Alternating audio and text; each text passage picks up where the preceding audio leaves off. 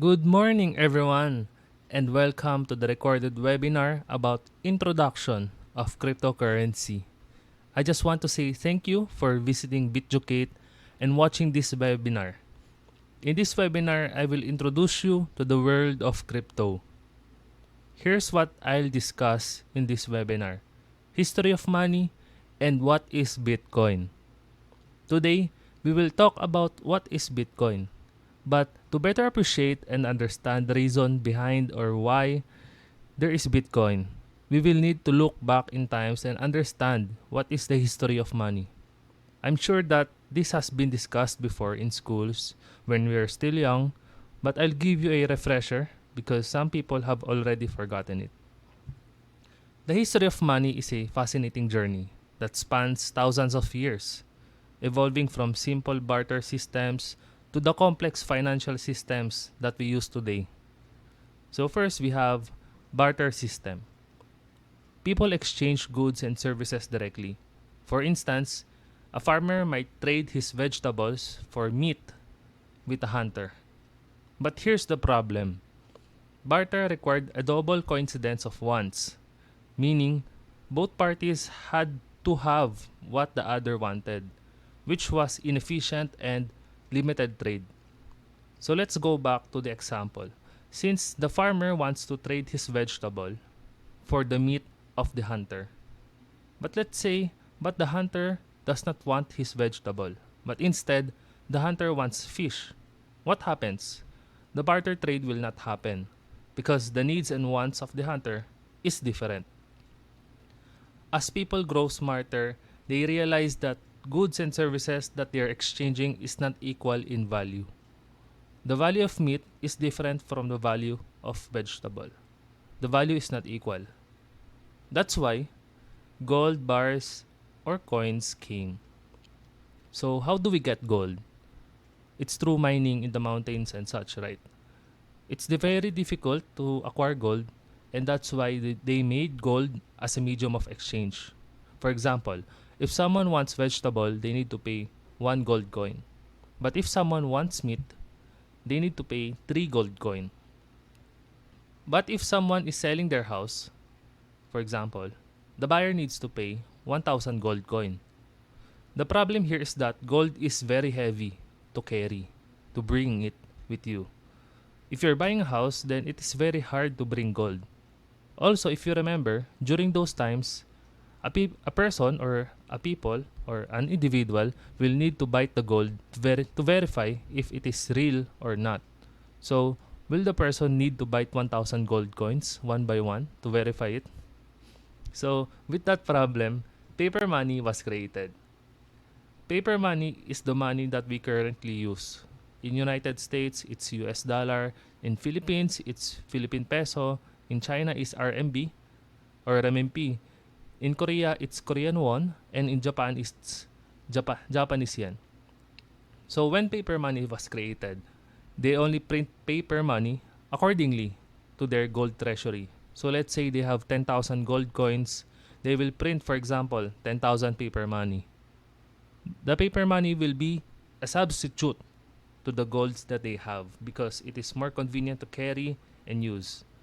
But as time passes by, paper money keeps printing and printing until it does not follow the gold treasury anymore. So let's say they printed 100,000 paper money but they only have 10,000 gold in their treasury. And also, if you go to other countries, let's say you wanted to buy a Hermes bag or Louis Vuitton bag, will you be able to carry millions and millions of paper money in your bag or luggage? It's impossible, right? Because millions of paper money is very heavy. That's why electronic money is created, such as credit card and debit card. It's easier to bring. You just need to swipe your card to pay Louis Vuitton bag. No need to bring millions of paper money with you. Right now, paper money is still here. It just works hand in hand with electronic money. Among all these, do you see why does money keeps evolving and evolving? Because there's always a problem that we're trying to solve. In year 2009, Bitcoin was born. And in El Salvador, Bitcoin is accepted as a legal tender and used as a medium of exchange, which means you can buy products and services using Bitcoin. So here are the properties of Bitcoin. So first, Bitcoin is a currency, which means you can buy goods and services in El Salvador. It's a currency. Then second, Bitcoin is a network. Bitcoin is a computer program created more than 10 years ago by Satoshi Nakamoto, which recognize issues with the fiat system. Fiat system, which means the paper money that we are using right now. Government keeps printing and printing more paper money, leading to an unlimited supply.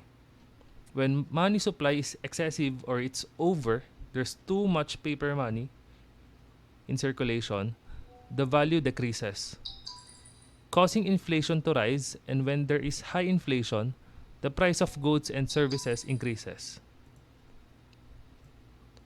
In the past, paper money was printed in accordance with the gold reserves held in the treasury. However, this system has been abandoned, and now paper money is printed without regard to the gold supply. So when Bitcoin was created, it was programmed to have a fixed supply of 21 million Bitcoins, ensuring that there's no more and no less can ever be produced. So it's fixed with 21 million Bitcoins. So to ensure that the computer program with the Bitcoin that should be followed, Satoshi distributed it to his friends. So connecting all their computers to form what we know as a Bitcoin network. So there is a lot of computers connected to the computer of Satoshi. So it's interconnected, it became Bitcoin network. So in the Bitcoin network, payment processing occurs within the network itself. When you send Bitcoin, the transaction is validated by this network of computers. So for example, if Alice initiates a transaction to send 1 Bitcoin or 1 BTC to a friend, the transaction will be validated by the network's computers. If they confirm that Alice sent 1 Bitcoin to her friend, the transaction becomes valid and irreversible. But if Alice realizes that she sent it to the wrong person and asks if the transaction can be reversed, the answer is no. The only recourse is for her to ask the recipient, her friend, to send the 1 Bitcoin back to her. So it's decentralized in the sense that you are responsible for your own cryptocurrency. Before transferring funds, you must carefully verify all the details, including the amount and the recipient's address. So it's a decentralized network with no central authority, which addresses the issue of uncontrolled money printing. Since right now government is printing and printing of money, it's unlimited in supply. But in Bitcoin, the supply is fixed at 21 million Bitcoins. So in this system, transactions must be validated before new Bitcoins are created. Each time these network computers validate a transaction, those miners, new Bitcoins are produced as a reward, a process known as mining. So those computers are helping each other or doing mining to validate a transaction if this is valid or not. The technology that we use or that is being used, which is called blockchain technology. Blockchain technology is a decentralized and interconnected. So for example, when Alice sends 1 Bitcoin or 1 BTC to her friend and Thomas sends 3 Bitcoin to his father, these transactions are grouped into blocks. Imagine that there's a 2 different transactions and they are grouped into blocks like cube blocks. They are linked together in a chain. Hence the term blockchain and that's why it's called blockchain, because each block is connected to the previous one. So if you want to reverse the transaction, let's say for Ali's condition, so if you want to reverse the transaction, you would require undoing the entire chain. You need to reverse the entire chain, making it so it makes it really impossible because the blocks are connected with a lot of with blocks. So there's a long chain. You can imagine that it's very long. So if you need to reverse one transaction, you need to reverse everything. So it's really impossible to do it. So this ensures that the transaction, like Alice, are reversible. So blockchain functions as a public ledger. So to better understand what is public ledger, so to think of it as a Microsoft Excel file. Like for instance, bank employees or let's say accountants or normal employees input numbers into an Excel sheet or in the file, and they have access to edit it. They can edit. Let's say I created my own Excel file. I'll send it to my boss, and of course, who will have an access to it? To that person who has the file, right? For example, me, I created the file. I can edit it. However, if the file were on the blockchain, when I created the file inside the blockchain, I wouldn't be able to alter or change the values once entered because it's saved in a block and connected by a chain to another block.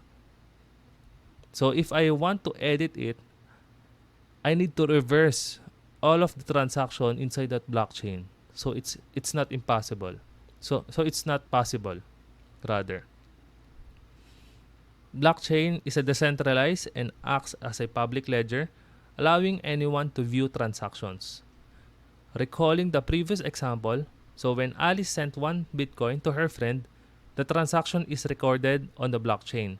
This means that you can see who validated the transaction, the number of computers involved in the validation, the date and time of the transaction, and you can see the recipient of the 1 BTC. All this information is accessible on the blockchain. It is very transparent, which you can check on the website for proof that the transaction occurred. It's available to the public. Next one would be, let's move on to Bitcoin is an asset. So imagine you bought a property before at a business district area last 20 to 30 years ago. Let's say it's worth $10,000. But right now, the value of the property has greatly appreciated. The reason is because you cannot duplicate the same area in another location. The location is unique.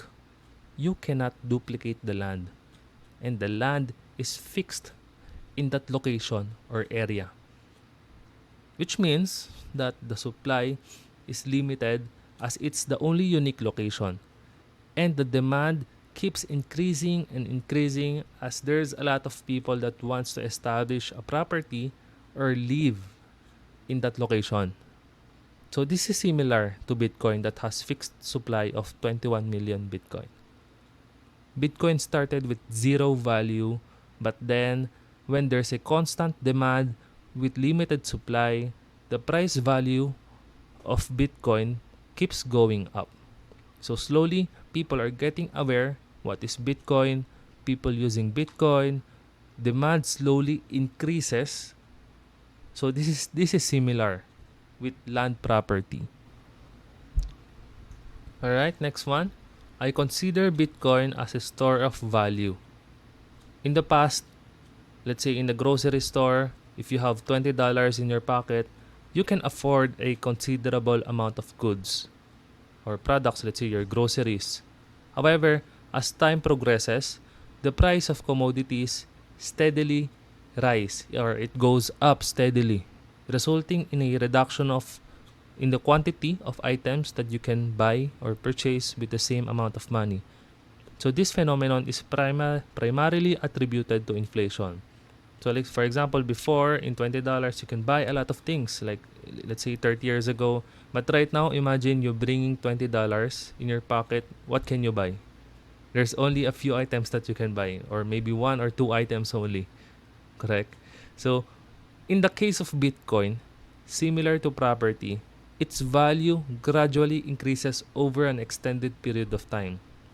So, for instance, suppose you aspire to purchase your dream apartment valued at, for example, $60,000.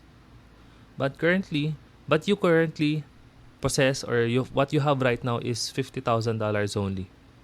Your initial thought might be to exert extra effort, perhaps by taking on a second job, or to do some additional side gigs or additional work, right?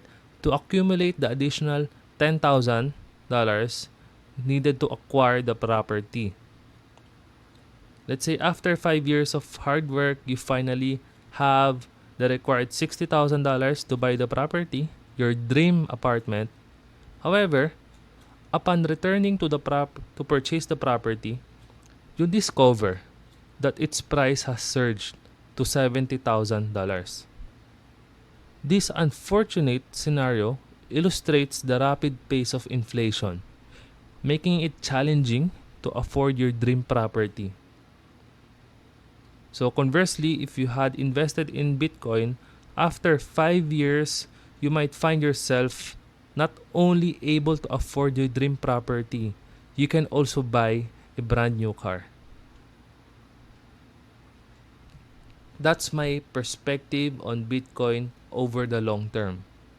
Bitcoin serves as a reliable store of value.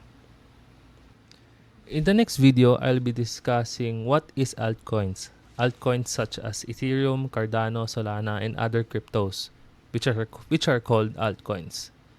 So stay tuned on that next video or on that next webinar. But before that, hope you can join BitUK social media channels such as Telegram, our Telegram community group.